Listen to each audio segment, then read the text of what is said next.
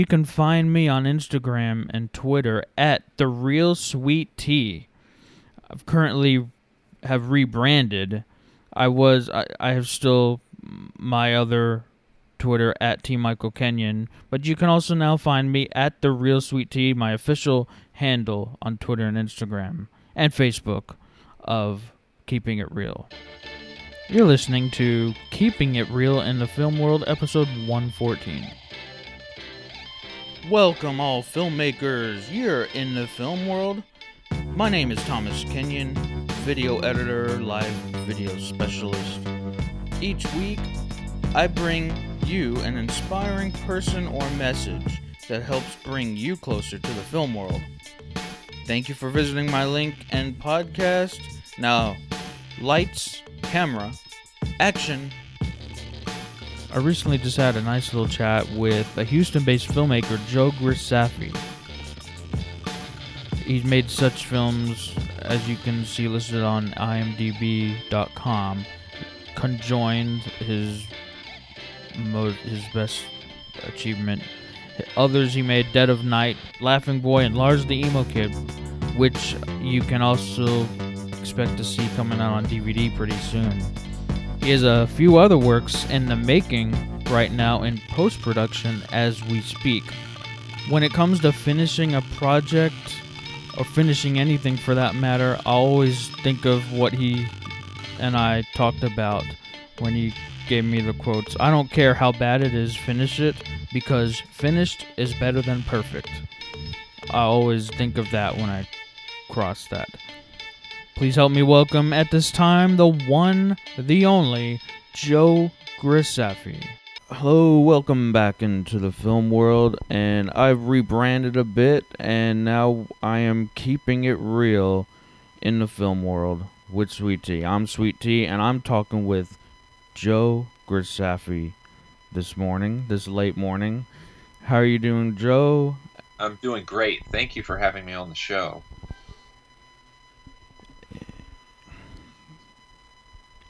So let's just get started today. I like to start every conversation off this way.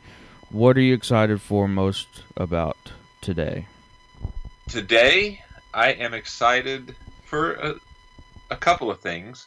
I am hoping to finally get physical media DVDs and Blu-rays for my film Lars the Emo Kid this month, or at least get the replication process started this month. After so many years of struggling with that film, it's very exciting to see the end of that tunnel.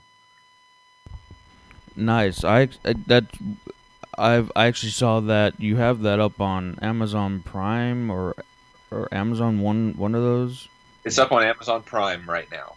It's been up there a little over a year after having played at a few festivals. What was that like from shooting that all the way up to distribution? Just a brief recollection. I'll try to keep it brief. Lars the Emo Kid was tremendous fun and very rewarding to shoot because, you know, a lot of us make these horror films and they're great and they're a lot of fun, but when we were making Lars, we knew we were making something that people would actually relate to because it was grounded in real life. It was real people dealing with real problems, and we did really well. I'm going to pat myself on the back and say our team did really well making this movie because most people that watch it get it and are really touched by it. We sell it as a comedy. We promote it as a comedy, but so it kind of catches people off guard when they realize that these are problems that everybody deals with. You know, suicide, divorce, peer pressure, bullying, all current subjects that we deal with in the film in a comedic way, but not making fun of anybody. And I think that's what makes it more powerful. Yeah, I think that was the first one I watched. I just watched another one last night. I think one of your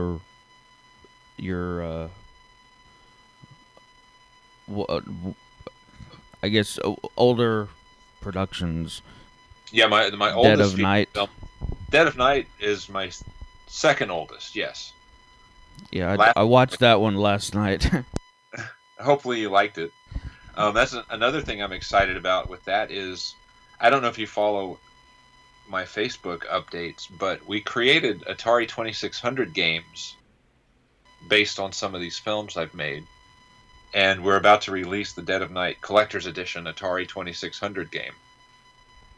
Yeah, I'm actually following you. I did see an update from you regarding that Atari. That was pretty cool actually. And I did like that Dead of Night too. I liked both of those. They both told had a good moral to both of those stories. Thank you. Dead of Night was kind of a struggle. That took a long time to shoot because when I make these films, I've funded them myself and spent as little money as I could. So I'm grateful for everyone who's contributed their time and efforts to help me make these films. And the people that help me are really the reason I keep going and promoting these films and don't give up, because if you're going to give your time like that and sacrifice pay and help me, I owe it to you to finish the film and make sure it finds its audience. And I wish more filmmakers felt that way, because I've helped a lot of people whose films never got finished. Yeah, And I've been a part of at least one film that, due to location and all, the film had to get scrapped because there's too many location issues. Couldn't even finish shooting. yeah, But that's some people get in over their head very quickly. you led into another good topic I like to touch on, and it's being grateful. What are you most grateful for? You know, I am very grateful for my parents having supported me through this endeavor. And I mean that in the sense of they never said, "No, Joe, you can't do this. That's a silly career to pursue. You're never going to make it." And, they let me try. They saw me fail. They still supported me when I was struggling. It's like they never said, "Go get a real job." And that means a lot, because so many of people I know that started around the same time I did are now doing something else, and I think they kind of regret not continuing the pursuit um, of a film career. And you meet a lot of people who say they wish they had tried it, but instead went and got a job. I'm grateful for that, for the people that never said you cannot do this. Yeah, it's powerful when you can have the support of your family first of all, and I kind of have that same they they push for me to get into that job, but it's like, well, they're gonna let me do my own thing. It's powerful when you can just have that support from your family. Right. I mean, I had in college, in high school and college, my dad was a big car dealership person here in Houston. He ran one of the larger Nissan dealerships and ultimately opened his own dealership. I had the chance. I thought I was going to go into the car business, and then when I finally decided I really want to do something on my own, and they fully supported it. I never got a guilt trip about not going into the family business. So that is very rewarding. It's been very rewarding. So with that said, when was your passion realized for I film? I was always interested. You know, I grew up on the eco terror movies in the '70s, and of course Star Wars and Jaws and all that. So I was always interested in it. Um, Star Wars, and you know what? It was probably Star Wars and Clash of the Titans and Famous Monsters magazine that really got me interested. But that was just in film, not necessarily in a career in film. It was in high school, right after I graduated high school. my mom asked me what I wanted to do, and a commercial came on TV, and I said, I think that's what I want to do, is work on commercials as an actor. And I had no acting experience at the time. I never did theater in high school. I was a shy kid in elementary school. But really, what finally sparked it was I finally went out to LA to try to see what it's like to be an actor out there, and it was hard. There's no question about it, and I don't think anyone will argue against this. But it's hard out there, and I felt like I was giving up a lot, and I decided while I was out there, you know what? I can also be a filmmaker. I can direct this stuff. So it was really the Clerks and El Mariachi and Spike Lee's She's Gotta Have It. Those films are kind of what really sparked that fire um, to get me starting to think as a director. I had done one short film right out of college called Death and a Salesman, which is on Amazon, and that was fun and it was rewarding and it was good. To this day, it's over 20 years old and I still promote it. Um, that's, but it was the Clerks and El Mariachi and that era that really lit the fire for me to start pursuing a career as a director as well. So, what's harder, getting started, or just keep going? That's a very good question. I think keeping it going is harder than getting started, because if I wanted to start something, I could start it today. I have a camera, I have sound gear, I have lights. If I said I want to start something right now, I could go start it. I could call up some friends, put a post on Facebook, and I would get probably most of the support I needed to start shooting a film today. Would I be ready? No, of course not. But on the budgets I've worked with and the budgets of the other filmmakers I've worked with, turn that phone off. It's harder to keep it going, because when you make movies like this for micro budget, for shoestring budgets, for very little to no money, people don't stay on board, but you have to keep the thing going if you want to finish it, and if you want people to take you seriously, because I tend to stop taking people seriously if they keep starting projects and then abandoning them. It's like, why should I give you my time, even if you're paying me a little bit, for something that we're not going to see through? If you can't see it through, why should I support you? And I worked really hard not to be that guy. And I think keeping it going is so much harder than starting. Because a lot of people now, you probably had this conversation with other people. The technology allows anyone to be a filmmaker. They can go Yes. they can go buy a 4K camera for real cheap and start promoting themselves as a filmmaker. But if you don't have a respect for the craft, if you haven't studied the craft, you may not know what you're getting into. And I'm very fortunate to have grown up paying attention to movies, studying them, taking film classes in college, and making films before film was obsolete, before digital took over. So my first two films, my first short and my first feature, we actually shot on film. And when you shoot on film, you have to have a tremendous respect for the craft and scheduling and planning and people's time, because literally time is money. You can hear the frames going through that camera, click, click, click, click, click, click, click. That's money being spent, because you have to process that film. And a lot of filmmakers now that never experienced that don't always understand the craft. Now, don't get me wrong, there are a lot that do, and do really well with everything. But there are some that just think it magically happens and other people do it for you. If I'm making any sense. Oh, total. Yeah, perfect sense. It's more than just whipping out your iPhone Right. and just shooting as is, and it's what do they call it? It's a reality moment or something. Yeah, It's more than that. I have a lot of friends that work in reality TV, and that's not for me. And I think people see how reality TV is aired. They see it when it's on the air, but they don't realize all the work that still goes into it.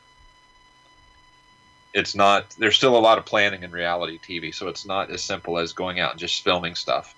Now, again, there's always exceptions. I want to acknowledge that. There are people who do quite well with just showing up with their phone and filming and editing, and sometimes that stuff is brilliant. So whatever I say, I want to acknowledge that I do understand there's exceptions to everything. You know, Yes. My first guest I talked with, he'd been director. He had this quote that I actually liked. I listened to it just recently, and and he says the story is the most important thing. The script, the story. I completely agree with that, and I think um, one of the best things, which was accidental, one of the best things I did for myself was when I started directing features. I directed scripts that other people wrote. I didn't direct my own material, even though I had been writing. I had material that I wrote myself. I haven't directed any of those films yet. And what that allowed me to do was understand just how important that is. If I didn't write the material, I'm not married to it. I'm not so close to it that I can't see the flaws in it. And I can look at a script that I'm directing that I did not write, and I can realize here's a lot of stuff we don't even need to shoot because it doesn't need to be there. When Lars the Emo Kid was a 119-page script, we cut 16 pages out of that because we ran out. We were just running out of time, and it's a better movie for it because some of it was redundant, some of it was funny, but it wasn't necessary. Did not create any plot holes by taking out these 16 pages. And when I see other filmmakers, first-time filmmakers directing scripts that they wrote, I see flaws in that material, but you really can't tell them. I guess you could, but if I'm not a close friend, it's not my place to say anything. But the story is key because you can have the best camera in the world, you can have the best sound in the world, but if that script isn't very good, if the story's not appealing, if there's nothing to keep the audience paying attention, then the movie's not going to be good, no matter how pretty it is. That's not to say it's not going to be successful. We've all seen terrible movies that have made money, but they also get panned. So, but the story is key. Story is absolutely king. So to go on that point a little bit, there's a lot of movies I see features that I see on average run about 80, 90 minutes. Yes.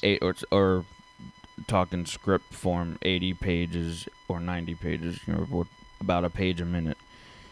But there are some, like, remember in the 90s or late 90s, Titanic. How long was that? Like, Yeah.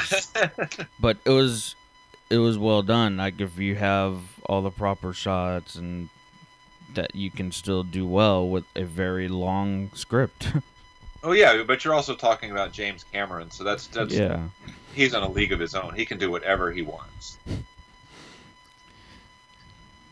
But yeah, I'm going to be honest here. When Titanic first came out, I went to see it at the movie theater. I paid my money. I went to see it. And while I could acknowledge it was a good film, it didn't do anything for me. I thought, this is too long. This is too this is too corny. The love story is really, really corny. And I didn't think much about it for years. But last year it was on satellite. I just moved and got satellite TV for the first time in a long time. And Titanic was on all the time. I think it was on AMC like 4 or 5 times a day. And I sat down to watch it. Of course, this is years later. I'm much older, much more mature audience member, and I really like the movie. I think it's a fantastic disaster film. It's 2 movies, obviously. It's the sinking ship and the love story. If you took out the love story and just made it about the ship sinking, I think it would be one of the best disaster movies ever made. And I enjoy the love story part of it now too. Yes, it's campy, but it's really entertaining. So I have much more respect for Titanic now than I did 20 years ago. So that's the reason, because you said I didn't think of it that way. It being two movies, and that's why it was super lengthy. Yeah, and again, James Cameron can do whatever he wants. There's not a It's lot of filmmakers one that. rule about filmmaking. Sorry, but is to know how to break the rules. Yes, you understand the rules, then you can break them. For me, for someone, a filmmaker at my level, I would never dare even try to make a 2.5 hour movie. I think it's too much can go wrong. Um, I like my movies at 100 minutes or less. Lars the Emo Kid and Dead of Night, that's with a K, are both 100 minutes long, and they could actually be a little shorter. Laughing Boy was 83 minutes, and we cut maybe 4 minutes out of that movie that you didn't see. Yeah, we cut about 4 minutes of footage out of the movie before we released it. And Conjoined is right at 76 minutes, which is perfect for that movie. It used to be that when you're taking screenwriting classes and plan on writing scripts for Hollywood, they would say your script needs to be 120 pages long. And I think that holds true for if you're writing for Hollywood. But when you're writing for yourself with the intent of making it yourself, I don't think it matters. Our Conjoined script was 60 pages long, and we stretched it to a 76-minute movie. Would Hollywood have made a 70 or a 60-page script? No, they would have said it's too short, probably. But when we're doing it ourselves, it doesn't really matter. What is your biggest achievement to date? Gosh, I think Conjoined is actually a surprise big achievement because the movie shouldn't exist really. It was I was presented with a challenge to make a horror film, and it didn't matter how good or bad it was, to make a film for $2,000, and it was going to get distribution on a small scale. And I called my friend Chuck Norfolk and I told him the situation and asked if he had any material, and he said, "Let me get back to you." And like 4 days later, he said he had a script for us to look at, and we made this film not expecting anything to happen with it. And we shot it fast. We released it very quickly, which is unusual for me. And surprise, people liked it a lot. And it's the first of my films to actually make its money back. And it played all over the world. And out of the 4 films I've released, it's viewed four times more than any of the others. And I think it's a big accomplishment because we didn't really expect anything to happen with it. That's one of my biggest filmmaking accomplishments. And it spawned an Atari game. So I'm really, I might keep coming back to that because I'm really proud of the Atari games. Because, not to go off on a tangent, but when I was a kid, yes, I was interested in film, but I really wanted to become a video game designer. And then 3 or 4 years ago, on a whim, I thought, let me see if there's any programmers out there. Because I'm also a video game collector, and I was well aware of the homebrew scene, people that are making new games for old systems like Atari and ColecoVision and Intellivision and even Nintendo. And I thought maybe there's some young guys out there or some new programmers out there that might work with me for cheap, and just they're trying to do the same thing as I am, trying to build a name for themselves. So I reached out on the Atari Age forums, and I fully expected to get laughed at, much like if you approach a filmmaker and say, "Hey, I got a great idea for a movie," and a filmmaker will say, "Well, I got 100 of them myself. Go write your idea and fund it." So I fully expected some pushback from the programmers on the forum, and I did get that. But one guy, Jason Santucci, stepped up and said, "Hey, tell me more. I'm interested in talking." And we exchanged a few messages. I told him what I was trying to accomplish, and he came on board and helped me. And we've made 3 games together for Laughing Boy, Dead of Night, and Conjoined. And the Dead of Night game actually got ported to another game system called the Vectrex, because a Vectrex programmer, Sasha Lukes, Sasha Derlux, liked the Atari version so much he made a Vectrex version.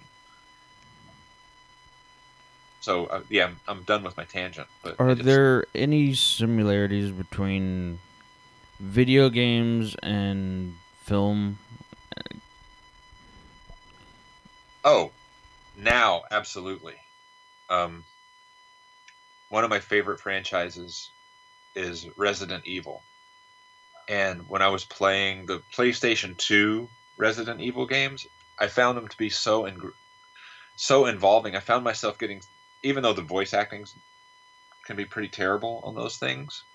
Um, as far as horror goes, I found myself getting as involved and tense and as scared playing the game as I would a really good horror film. In some cases, I found the games to be scarier than the horror films at the time. Um, I get I can get some good inspiration when I need some inspiration. I'll go play my favorite games, um, whether it's Resident Evil or something on the Atari or Nintendo.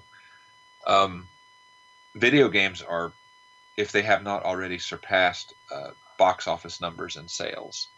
So it is video games are definitely an entertainment leader, um, and games now are so well written that it's sometimes I don't know whether to play a game or go to a movie. I will find myself being more entertained with a game. Um, and games now, of course, employ a bunch of actors, writers. There's just so many people involved. And I know people that have gone from the film industry to the video game industry. I've followed the careers of some of my friends from high school that are developing games, big title games now. It's a fascinating world. Um, to be a part to be paying attention to both gaming and film because there's so much crossover. And I think because some of these video games are so good now, that's why people get so disappointed in video game movies because the game now is probably better than the film. Sure, you have every right to be upset and hate on the Super Mario Brothers movie because, like, what was that? But when I played one of the recent Tomb Raider games, and then I went to see Rise of the Tomb Raider, and watching that film was like being a part. And many of the sequences were just like the video game. It was like a video game movie should be. Um, so it's becoming there's so much overlap in the style now. If that answers your question Yeah, succinctly. and it does. And I keep hearing, maybe not as much, but keep hearing about this thing, like about how scripts can take, like a video game can go, a script can do like the same kind of thing and have multiple directions, multiple points. I've kind of heard this before. How, like, do you see that taking on a bigger role in, like, as far as script writing goes in the future? Like, Do you if mean like a movie that can have multiple directions? multiple endings. I, if you remember the movie Clue, do you remember Clue when it played at the movie theaters? I remember seeing it. I don't think I didn't actually see it, but I heard of it. I saw a preview for it. The movie Clue, when it was released in theaters in the 80s, had four different endings. And depending on what movie theater you saw it at, determined what ending you got. So you'd have to find people would go see the movie four times to see the four different endings at four different theaters. I think that's different than what you're talking about, though. Um, I think what you're talking about is choose your adventure type things where you hit a character reaches a spot and you get to tell it which direction it goes. Yeah, like Um, like an interactive movie. right. Um, that has been tried, and I don't think many people remember a theatrical movie called Mr. Payback, where every seat in the theater was equipped with a set of buttons, and when the character reached a certain point, the audience got to determine what the character did. Um, I believe the experiment failed, and people stopped pursuing that kind of production. I have since, you have video games like Dragon's Lair, where you can kind of determine the direction the character goes, but it always gets back on path. Um, I think there's some YouTube videos that are trying that now. I haven't paid too much attention to them, but I've always been interested in that concept. When I first learned how to author a DVD, I thought that would be a fun uh, experiment to do, but I never did it because with a DVD you can do that. You can reach a point and have a character select which direction the character goes and have multiple outcomes. Um, as far as theatrical films, I think we're a long way from that. I, my opinion is that really won't fly. Um, I just think there's too much involved. But for a physical release or a YouTube, an internet project, I think it could be a lot of fun. I recently ordered a PlayStation 4 game called Late Shift, which is an interactive film, and I'm anxious to get that. I think I could download it, but I bought a physical copy that's on its way. I'm anxious to see how the game turned out because if the game turned out well and is fun and engaging, I may actually try that. Obviously, we can make the film. I would just need to meet a programmer who can make the game with the footage we shoot. It's still a concept that intrigues me, and I'd really like to try, but I have to make sure that it's not too big of a financial risk, or the people that finance it are willing to take the risk. Um, it's possible that it could catch on, but I don't think It's been tried, and it hasn't worked out from what I've seen. Yeah, I definitely see. I can see the good and the possibly negative sides of both. Like the good being it's gonna be interactive. People are gonna love it. They're gonna have a decision, like pretty much be a decision maker in what happens in the movie they see. But the bad, like I can also say, oh, they choose this one. It's like having that 300-page script because you're gonna have to shoot all these Yeah, options you're gonna have a huge, thick script. that If you're maybe a lot of people will not see. So you kind of have to take it or leave it. With you got to shoot all of it, but they may not see it. if it's good, they're going to play through and try to find all the alternate options.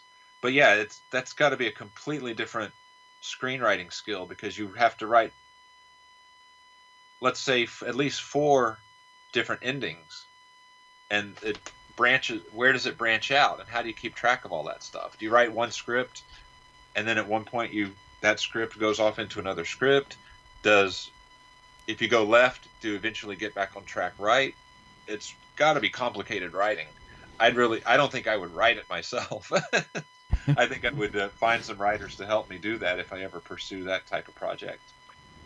So, as a director, or as an actor, or both, or just you have a nugget of advice for someone who's just starting out. There's so much advice to give someone who's just starting out. I think one thing I would say is be patient, get on as many sets as you can. If you find yourself talking to an experienced veteran in film, let them talk. Don't try to pitch them your ideas. If they're willing to share and talk about their experience, listen and absorb, um, because you will learn so much from these people. I've found when I look back on my early career, I worked on some pretty terrible independent films, but some of the people I met on those films became lifelong friends and helped me get my first films off the ground. And we still help each other to this day. So if you're new and you're on set, meet people, listen to people, don't hog conversations, stay in touch with people, and be helpful, and don't have an attitude. That's going to get you a long way. or at least it's going to get you started on the right track. If people like you, they're going to recommend you. If people like you, they're more likely to help you, and maybe even give you a break on their pay or help you for free for a little while. Um, but there's so much that could be we could talk for 2 or 3 hours about advice for beginners, but that's a starting point. And finish your stuff. Let me tell you this: I don't care how bad it is, finish it. You don't have to finish it. Put it on YouTube. Don't be embarrassed about it. You're gonna get some. You're gonna figure out why people don't like it. If you think it's terrible, I still want you to finish it and release it, because unless you did everything yourself, you owe it to these people to have that they. If you did everything yourself and you don't like it, throw it away. If other people helped you for free, tell them what you're doing. Release it so at least they have the option to tell people this is something I worked on. Um, Again, so many people don't finish projects, and when we help these people and the project never gets finished, we, as the cast and crew, don't have anything to show for it. At least give us the option to talk about it or not talk about it. Um, yeah, Yeah, yeah, even if it's just raw footage, you didn't get the shooting like the shoot I was on.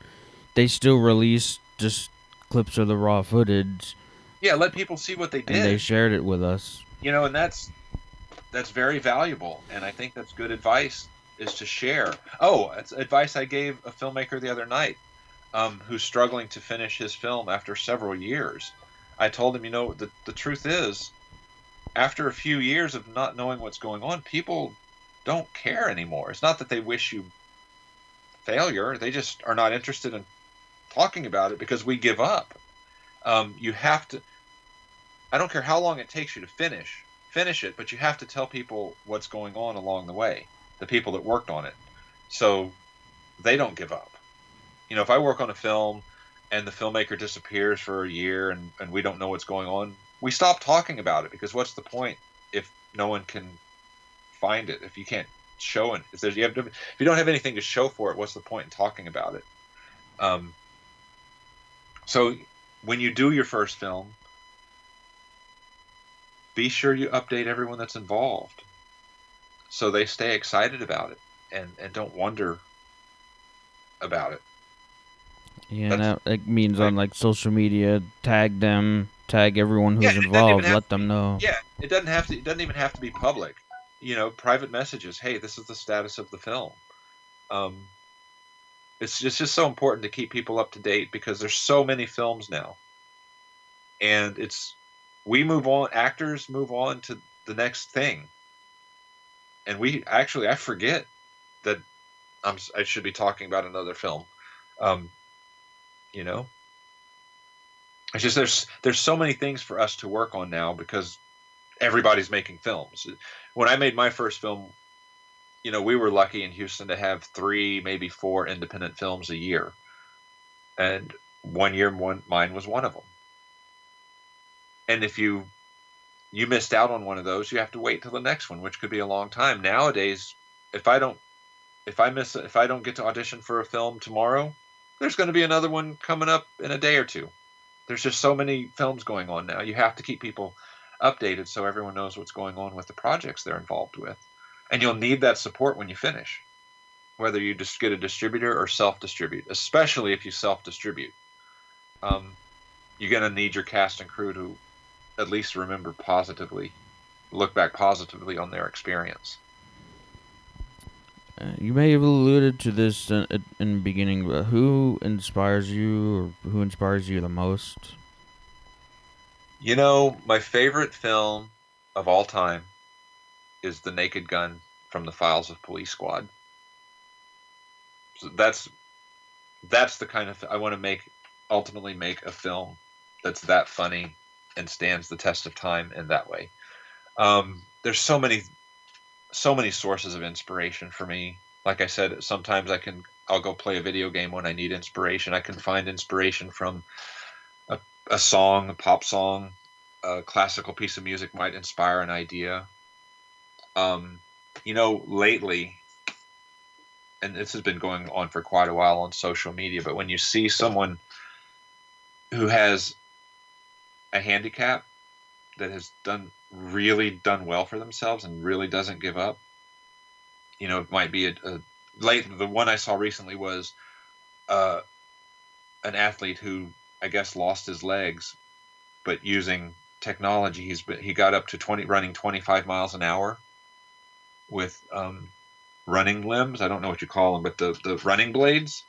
Do you know what I'm talking about? Yeah, I saw Like I you look, saw you several. watch, Yeah, yeah, you watch a video like that, and you go, "How can I not be inspired? Why am I sitting here in a rut when there are people out there who have so many odds against them, who are succeeding so well, who are just exploding with success?" And pardon if that's how he lost his legs. Please forgive that pun. That was not intentional. Now that I realize it, um, but when you see stuff like that, it goes. You just think there's no excuse for me not to pursue my dreams. You know, yeah. That's when you see that, it's like it's if like I he can saw. do that, he's figuring it out. You can figure it out too. Yeah, I just yesterday there was one I saw. It was a woman missing an arm who was playing the violin beautifully, and you got people playing the piano and guitar with their feet. It's like when I think if I wanted to try that, how would I even start? But these people are just so inspiring. But another thing, as far as filmmaking goes, um, last year MoviePass came. I think MoviePass has been around a while, but I joined the $10 a month to see unlimited movies. It's changed now, but it got me going back to the movie theater, which was its purpose in the first place. So just going to the movie theater now inspires me to keep going. Um, Movies are so expensive. I quit going, but now with the discounts we can get, I personally have to go. It's like I have no excuse not to go. This is my craft. This is my career. I need to go. And sometimes, I'll see a mediocre movie that has A-list stars, and I'll find that inspiring. It's like, okay, I can do that blindfolded.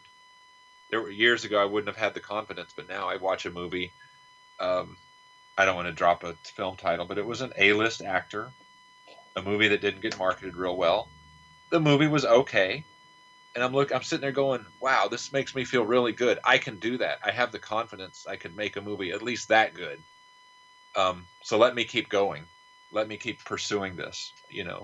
Because I think every actor, every filmmaker, every artist in general has times where they want to give up. You know, and you got to get through that. And that's whatever source of wherever you find your inspiration. That's when you need to go find it. Is when you think you're ready to give up. So do you have you had any influence on others you think or that you know of? I like to think so. I work full time in the field. One of my jobs that I do to make a living is I work as a casting director, and I know I have helped many new actors uh, get their first. I'm doing air quotes here. Break um, through Southwest Casting, my casting company. I've watched a lot of people who I've hired for the first time as extras go on to get principal roles and things. I've watched one guy, Vincent Powell, and I don't know if I had any influence on this, and he's not the first one, but there's an actor who turns out to be a singer that I didn't know at the time that I would always have out to sit in the audience for the Judge Alex TV show when it was here. Um, we lost touch when the show went away, and then he was a finalist on American Idol a few years ago. That's pretty exciting for me to see someone that I used to hire to sit in the audience, and now he's on national TV and is a minor celebrity. I don't know if I had anything to do with that, but I'd like to think that I providing him with a job within the field kept him going. You know, And that's and exciting in another. itself. There was another guy who ended up on Survivor that I hired as an extra a few times. Um, a lot of people just are happy to, even though they don't become stars or they don't actually make it their career, they're excited. They thank me for giving them a chance. You know, maybe they're doing community theater now. They're pursuing their dream of just doing it. Maybe not doing it for a living, but they're doing it and they're excited, and that makes me so happy to have provided an outlet for these people to get involved. What is one question you wish people would ask you more of? Hey Joe, are you available for this job? That's a pretty good one. that's I want more of that. Are you available to do this role? Um, not, I'm serious, but uh, I like the question, what's next? We're trying to put together a film called Kids versus Zombies, trying to raise funding, and we're almost there. We're about halfway to where we need to get it started. But I like the film, what's next? I like the question, what's next? Um, yeah, those are two questions I like a lot. You know, and there's a lot. There are probably several questions I could come up with, like how difficult was it to do this? I think that gets overlooked in a lot of people. Um, can I do this? I like that question. And the question, the the short version, the short answer is yes, you can do this. You know, we could talk for a long time about the long version, the long answer, but the question is yes, you can do this. The answer is yes. You are completely capable of doing this. So when we talk about difficult and things being difficult, people often see the end result and they don't see all the hard work that's put into any movie. But, but going off that what's being difficult, what is the most important lesson you had to learn? Oh, there's so many important lessons. A lesson to learn is if you're going to pursue this seriously, you have to be willing to make a lot of sacrifices in your life. Um, that's a big lesson to learn. I recently had a milestone birthday, and it makes you look back and go, okay, am I where I need to be? What have I given up to be here? Um, and am I happy? Um, a big lesson to learn is, let's see, I'm sorry for the dead air, but you got to learn who you can trust. You can't trust everybody. A lot of people in this field are out for themselves, and you have to be careful of not getting burned by some people. And I'm talking, a personal experience was one of my films had a guy that was wanted to put in some money, and he wanted to have a role in the film, and I agreed. He was a fine actor. We had a role he was going to do, and then as we spent more time together, he turned out to not be the person I thought he was, and I told him I didn't need his money, and that started a very stressful several month battle dealing with this person. So it was a very difficult lesson to learn. Is we here were two people who had similar goals and we wanted to make films, and when they turn out to not be the person you thought they were, uh, you gotta learn to read people and you got to protect yourself. It's a difficult lesson to learn because I think I'm trusting by nature, and I don't think I think I'm trusting by nature, but it made me a little more cautious about who I deal with, and that was a unfortunate lesson to learn, but it's a lesson that had to be learned. It's never happened again, and I've I've caught myself. I've avoided several problems being aware of that situation now. Got maybe one or two more questions before I start wrapping up here. But going off that one, finish the sentence here. One filmmaker mistake you see a lot of is One mistake I see a lot of is casting your film too soon. In my opinion, casting is the easiest part of the process. And when you cast, and I'm guilty of this too. Let me make that clear. When you cast your film before everything else is ready,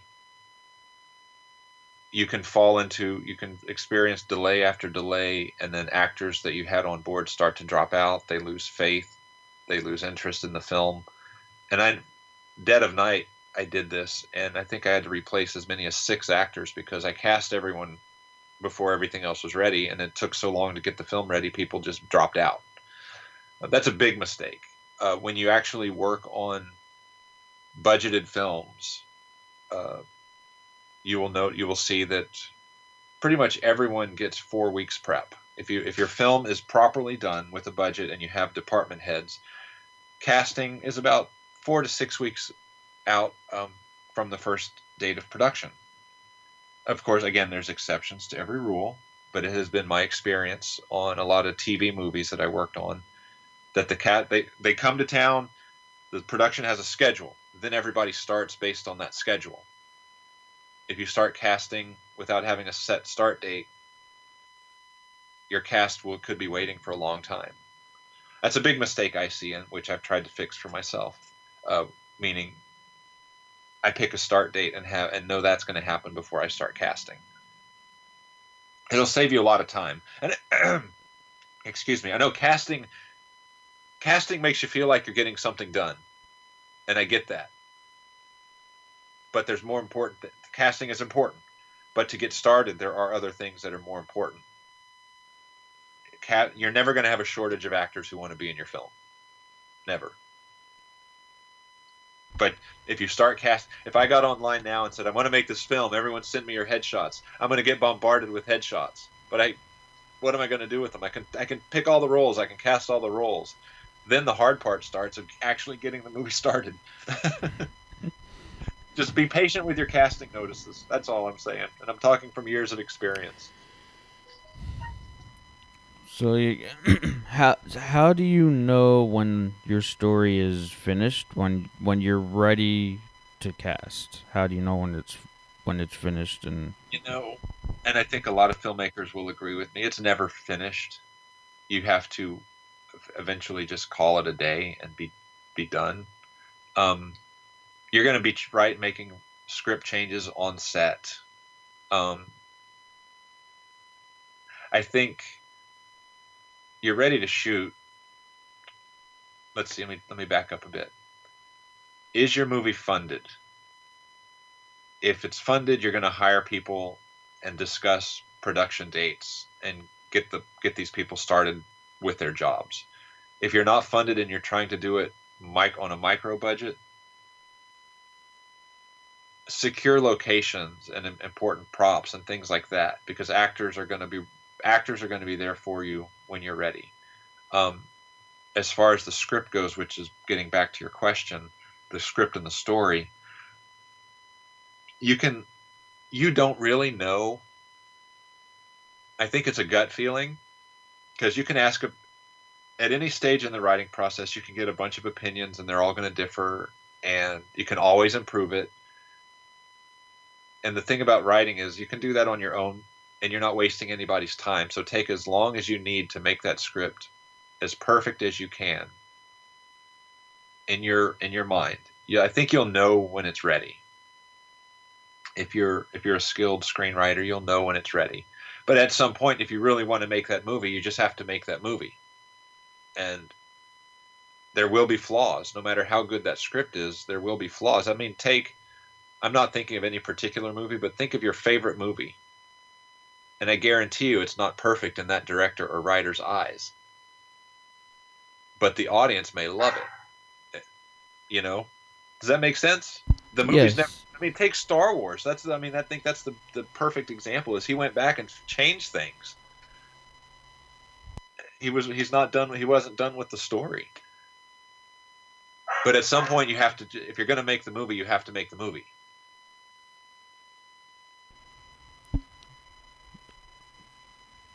Yes, just get to it and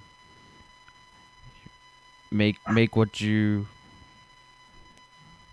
have written, or maybe at first someone else has written, like you said. I think that, going back to what you said, one of the first things, you directed someone else's script that you think you said you didn't direct anything you've written yet, Correct.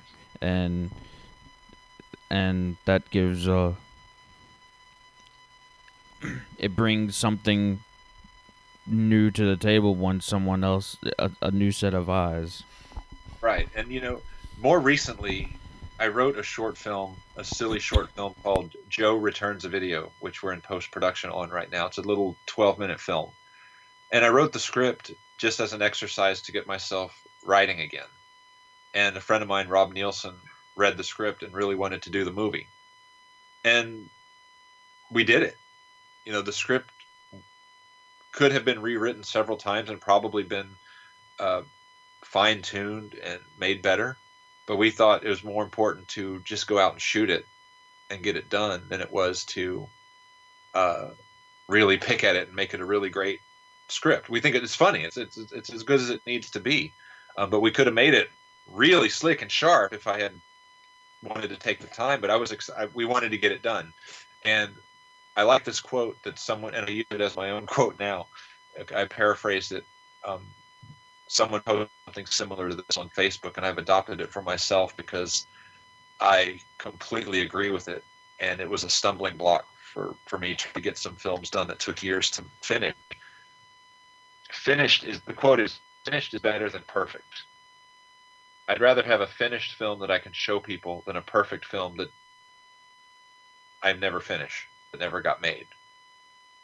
I want none of these things are ever perfect. Ever.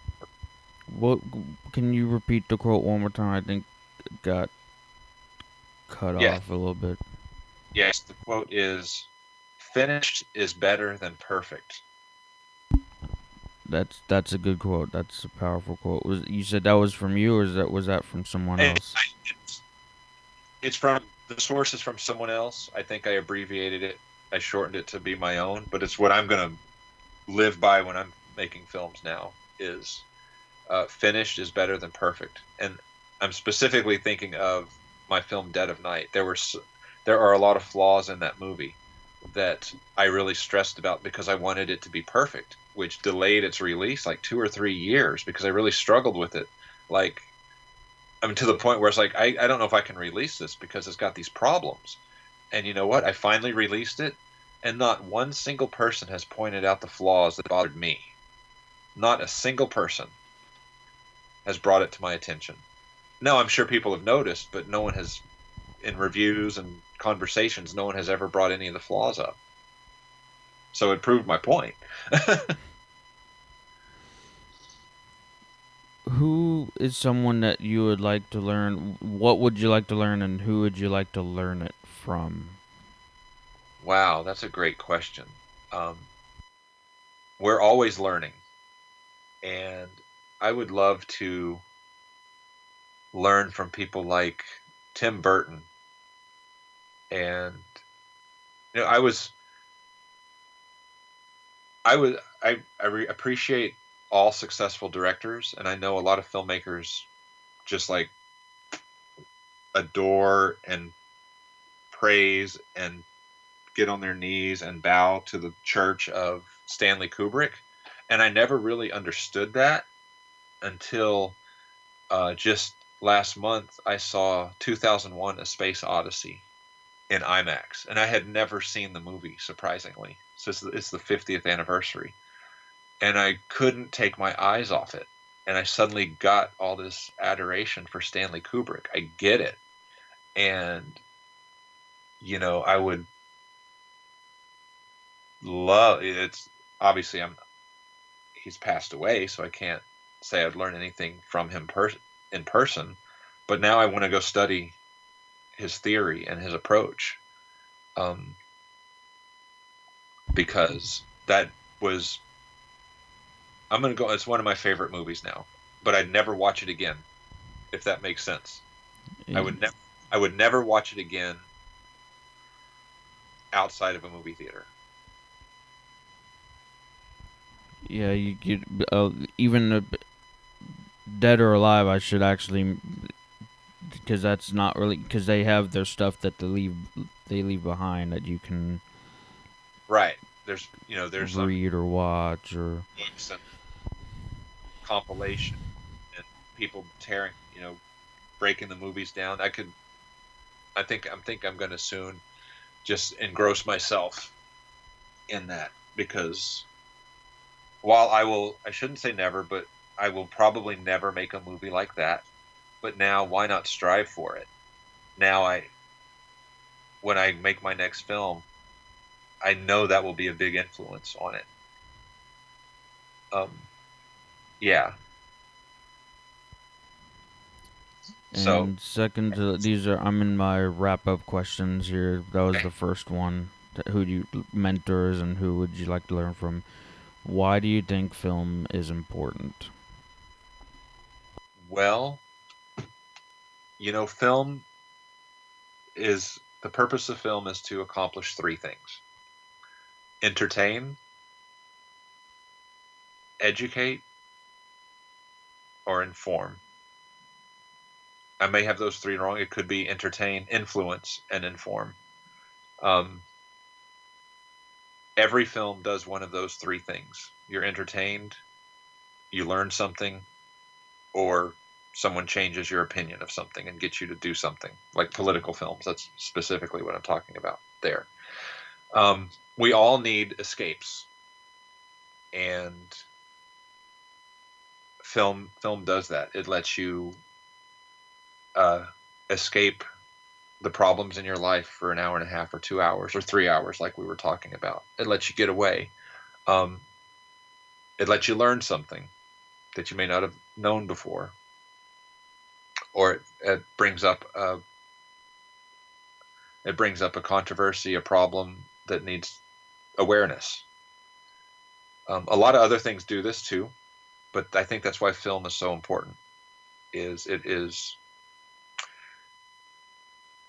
is so important to our lives to be able to, especially to be able to escape and live vicariously through someone else when a film is really well done, or see that other people are dealing with the same problems you are.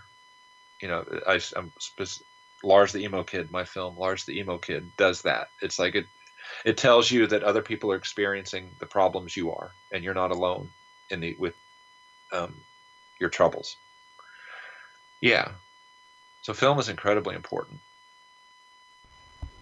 And is from what my first guess, he says it's like it's all in the story. People like a good story, Right. and if it motivated, how it motivates them to take action on something or just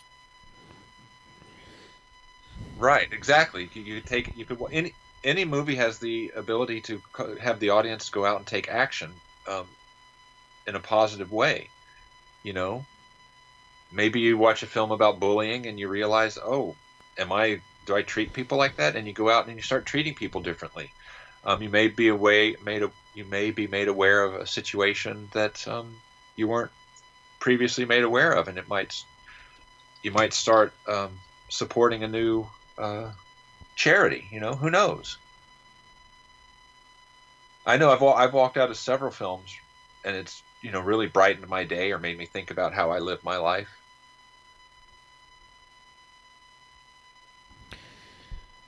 so where do you hang out the most? Kind of this is plug before my final question. These are bonus that I like to have asked unprepared, but I just want to like get just plug all your things right here one more time. Where do you hang out the most on, like, on social media, and do you have YouTube or Vimeo or? I do. I tend to hang out most on Facebook. Um, Joe Grisaffi. My last name is spelled Gris as in Sam, A, F as in Frank, F as in Frank, I. My personal Facebook is facebook.com/hamburgerman, and my professional Facebook page is facebook.com/Joe Grisaffi. Twitter is at Joe Grisaffi. I'm getting a little more active on Twitter.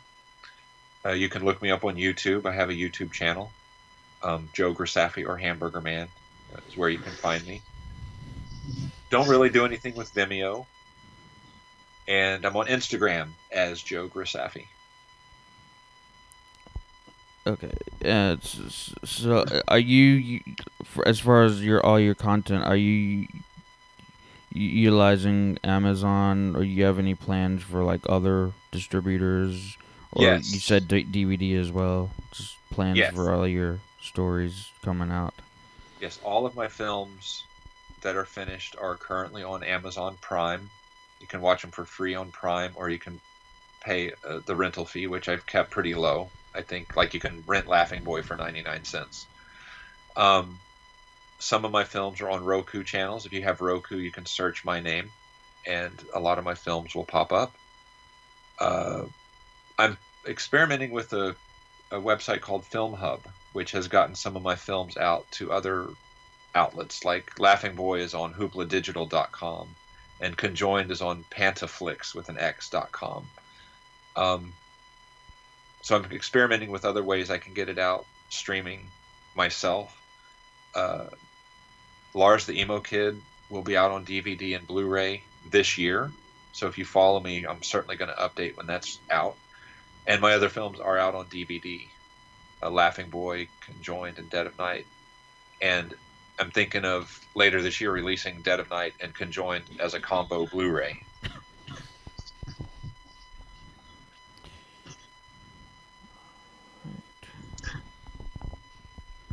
And the final question. This question has, ever since I started, has been evolving, and I think this. 'Cause I started this podcast off of someone that I currently follow and listen to his, and he has this three truths question, which you kind of gave your three truths in a little before. That's kind of nice, but this question is continuing evolve, and the way I have it now, call it the three movies or TV shows, or what three pieces that you've known and watched over and over best represent your life. Oh gosh. Okay, right off the top of my head, I'm going to say The Bad News Bears with Walter Matthau. The Naked Gun, I have to include that because it's my favorite film of all time. And I say The Bad News Bears because I've always felt like the underdog. And even they didn't win, but they still gave it their all and never gave up. And the third film, oh gosh, it's I oh that's tough.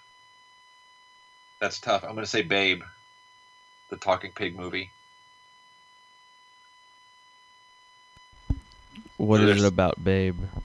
oh, I just love that movie so much, and people probably don't expect that from me.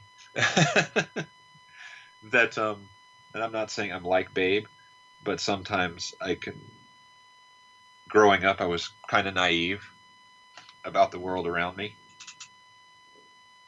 and maybe that's what it is. And people didn't. I don't know. Maybe people expect. I didn't expect much from myself growing up, but I think other people saw what I was capable of. Maybe that's what it is. And that usually how you as you go through life, you figure out things, and it's like I'd never expect.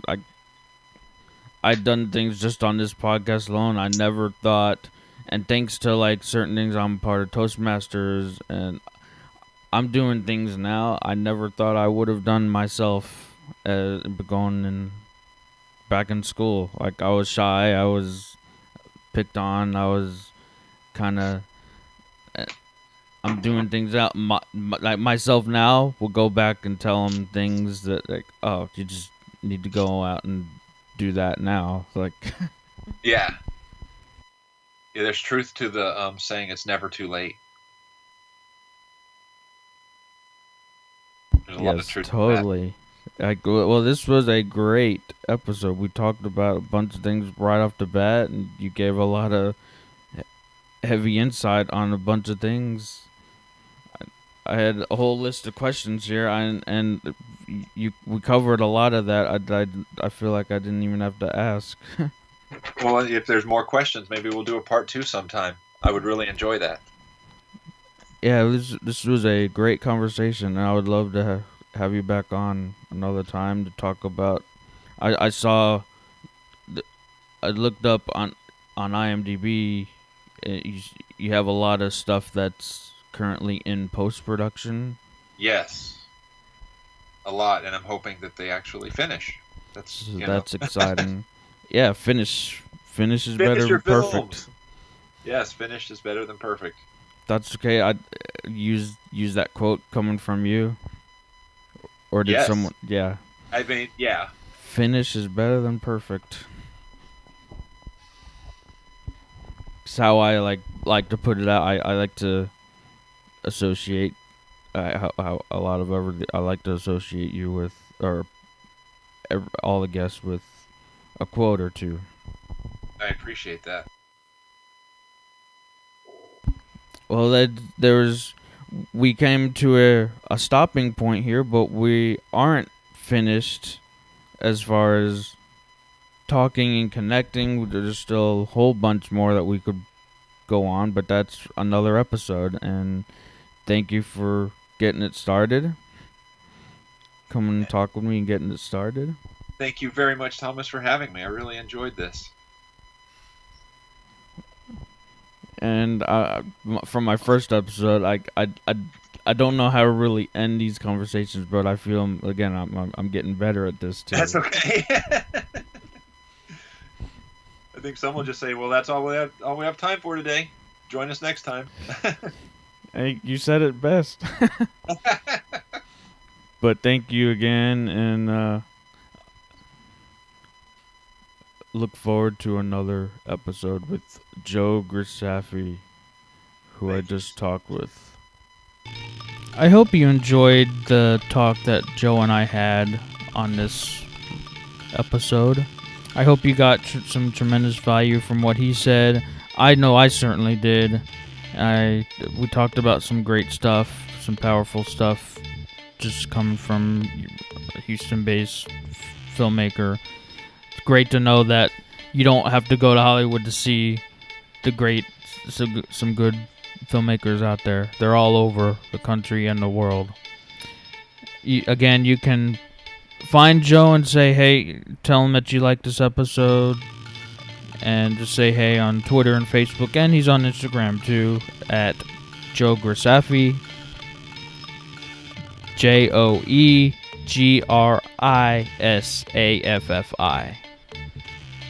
Just tell him that you stopped by to listen to the episode and what you thought of what he said.